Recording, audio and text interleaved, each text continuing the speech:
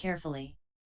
Look into it deeply, and you will find that the digging comes from the person's hands engaged in that act, and the earth exists because of its removal from the ground.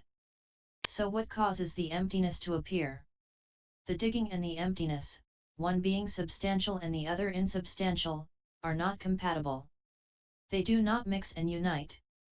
Nor could emptiness exist spontaneously without an origin. Although the nature of emptiness is completely pervasive and basically unmoving, you should know that emptiness, earth, water, fire, and wind are called the five elements. Their natures are true, perfectly fused, identical with the treasury of the thus come one, and neither come into being nor cease to be. Ananda, your mind is murky and confused, and you do not awaken to the fact that the source of the four elements is none other than the treasury of the thus come one. Is the emptiness you see subject to removal or entering, or is it not subject to removal or entering?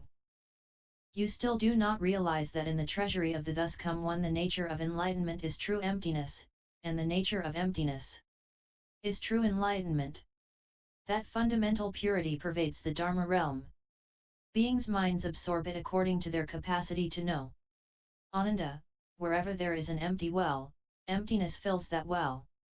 The same is true of emptiness in the 10 directions. Since emptiness fills the 10 directions, how could there be any fixed place in which it was found? Whatever manifests does so in compliance with karma. Ignorant of that fact, people of the world are so deluded as to assign their origin to causes and conditions or to spontaneity. These mistakes, which arise from the discriminations and reasoning processes of the mind, are nothing but the play of empty and meaningless words. Ananda, the seeing awareness does not perceive by itself. It depends upon form and emptiness for its existence. You are now in the Jita grove where you see the brightness of the morning and the darkness of the evening. Deep in the night you see brightness when the moon arises and darkness are discerned by the seeing. Is the seeing identical in substance with brightness, darkness, or emptiness, or are they not of the same substance? Are they the same and yet different, or are they neither the same nor different? Ananda, suppose seeing shared a single substance with brightness, darkness, or emptiness. Darkness and brightness cancel each other out. When it is dark, there is no light, when it is light, there is no darkness. If seeing were one with darkness, it would cease to exist in brightness, if it were one with brightness, it would cease to exist in darkness. Since it would cease to exist, how could it perceive both brightness and darkness?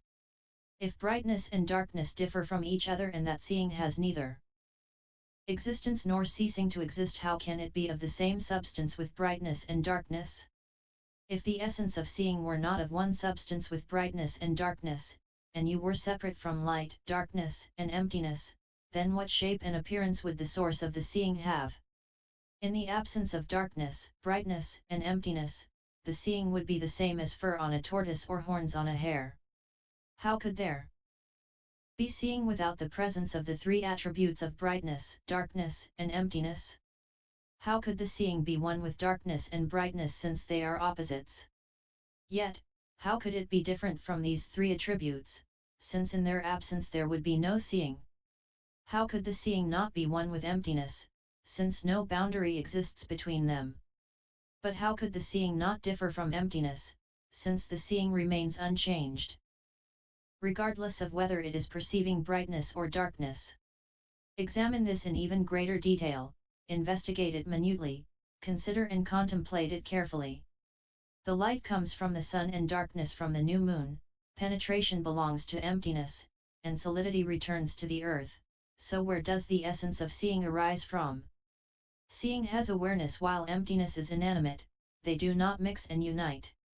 Nor could the essence of seeing arise spontaneously without an origin.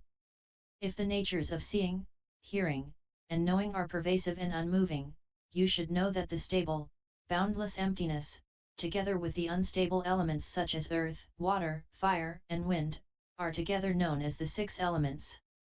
Their natures are true, perfectly fused, identical with the treasury of the thus come one, and fundamentally devoid of coming into being and ceasing to be. Ananda, your nature is so submerged that you have not realized that your seeing, hearing, awareness, and knowing are basically the treasury of the thus come one. Contemplate seeing, hearing, awareness, and knowing to see whether they are subject to coming into being and ceasing to be, whether they are identical or different, whether they are not subject to coming into being and ceasing to be, and whether they are neither identical nor different. You still do not realize that in the treasury of the thus come one the nature of seeing is enlightened brightness. The essence of enlightenment is bright seeing.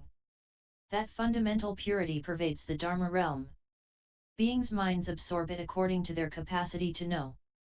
Just as the eye's capacity to see pervades the Dharma realm, so, too, do the capacities to hear, smell, taste, make contact, and know. All those capacities are glorious, magnificent qualities. Since they pervade the Dharma realm and fill all emptiness in the 10 directions, how could they be found in any fixed location? Whatever manifests does so in compliance with karma.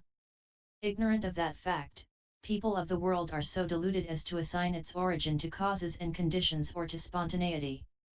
These mistakes, which arise from the discriminations and reasoning processes of the conscious mind, are nothing but the play of empty and meaningless words. Ananda, the nature of consciousness has no source, but is a false manifestation based on the 6 organs and their corresponding objects. Now, take a look at the entire sagely assembly gathered here. The observations made by your eyes are similar to reflections in a mirror, both being devoid of distinction making.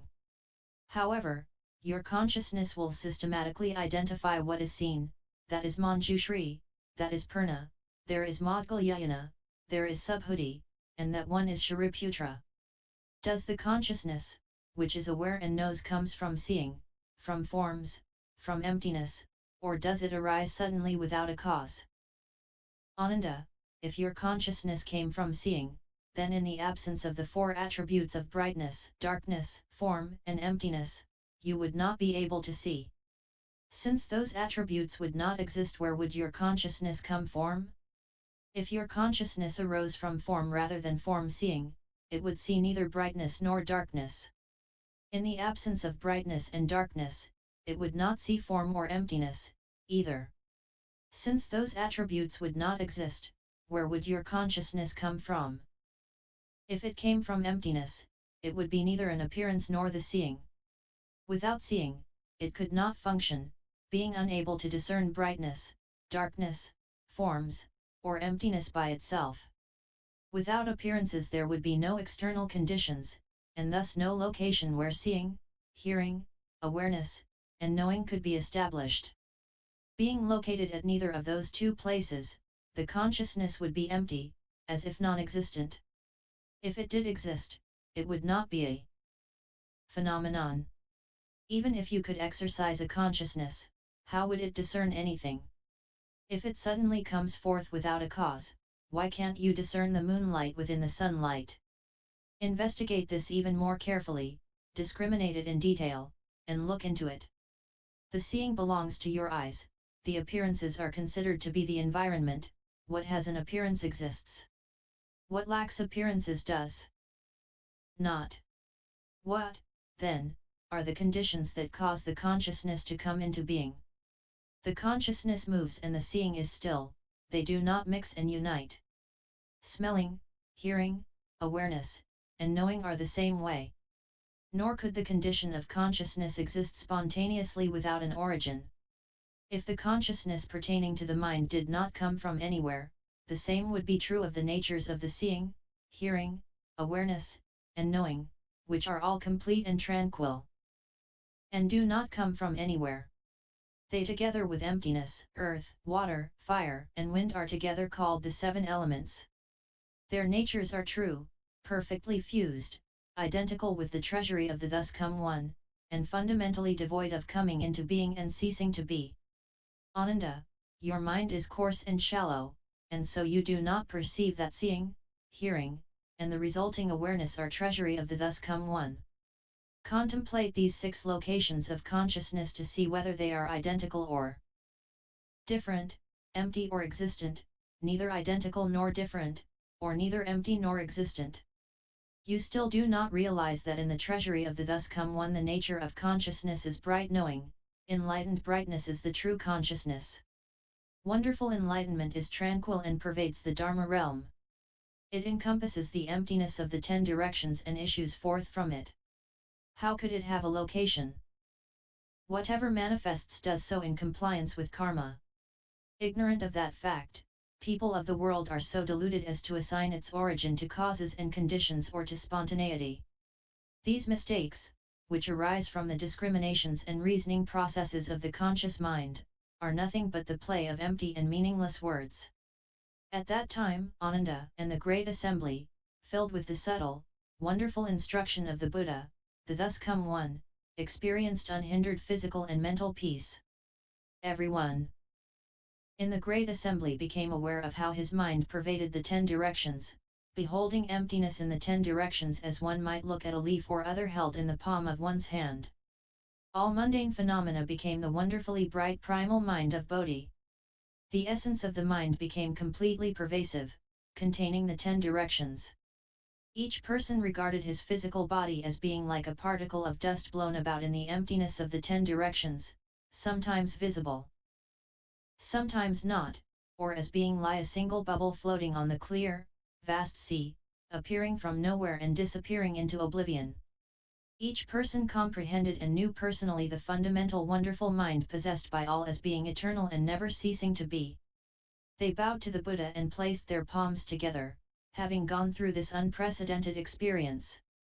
Then, before the thus come one, Ananda spoke verses in praise of the Buddha.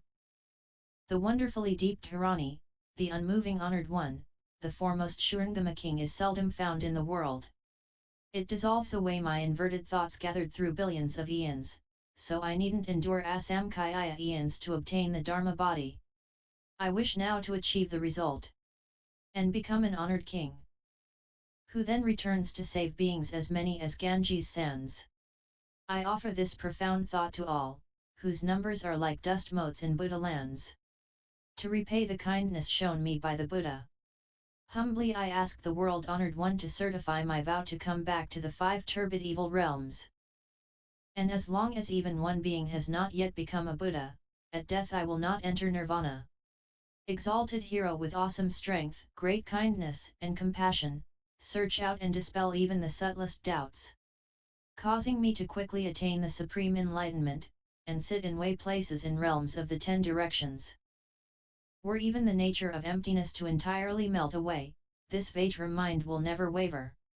End SS 005